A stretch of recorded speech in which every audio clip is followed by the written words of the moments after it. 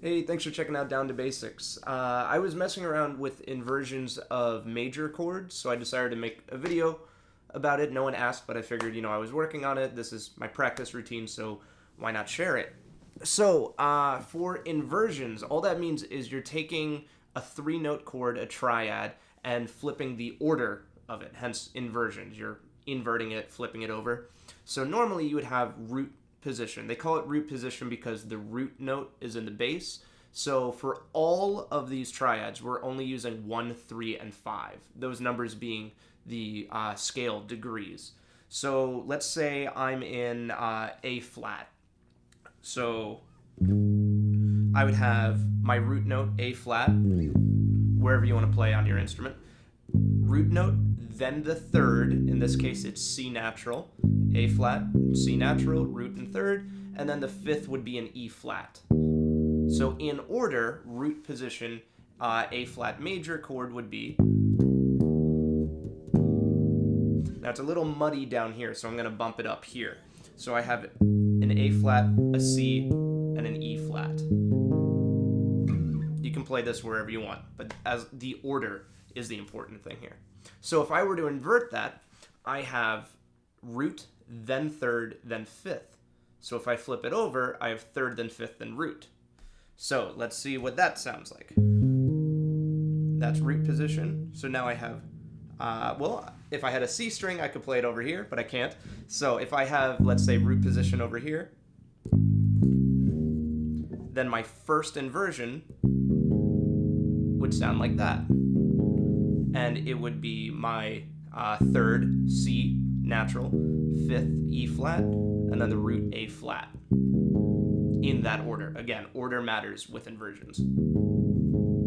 Root position, first inversion, and then if I wanted second inversion, I flip it over again. So now I'm starting on my fifth, so I have fifth, root, third on top, in order. And that would sound like this. Pretty cool sounding, pretty sounding chord. Or triad. I mean, technically it is a chord. But that's all well and good, especially if you're a bass player. You don't really get to use chords too much, but it does kind of open up some of the shapes that you might use, because if you're playing a major chord, most people, especially rock musicians, would think, oh, just the power chord shape. There's a major shape. And that works, but that kind of pigeonholes you, kind of puts you in a narrow way of thinking about the fingerboard. So if you have inversions like this,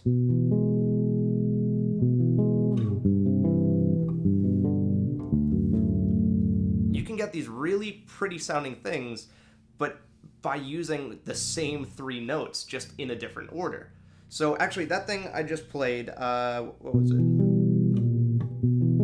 So I started with an E over B, that's this chord, followed by a C over G. So these are both inverted.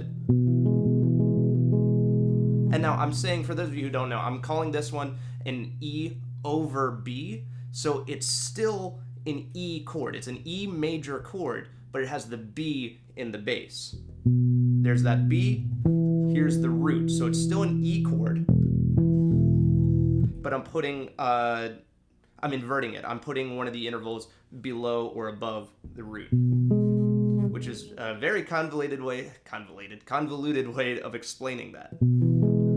But you get the idea, the order matters. So anyway, this is an E over B, then a C over G, then after that, yeah, I played that. I played a G major chord, or triad. I'm gonna just say chord. G major, and then a D major. Without me talking over that, sounds like this.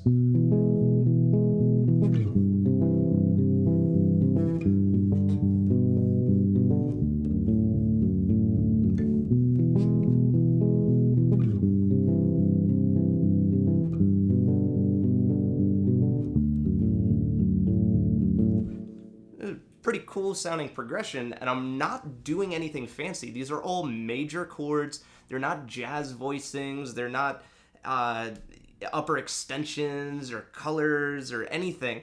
It's just major triads in a different order. So that's what I've been working on. Hopefully you got something out of the lesson. Hit me up on Instagram or Twitter or however, carrier pigeon, however you want to get your questions to me. I'd be happy to make a video about anything. Thanks for watching.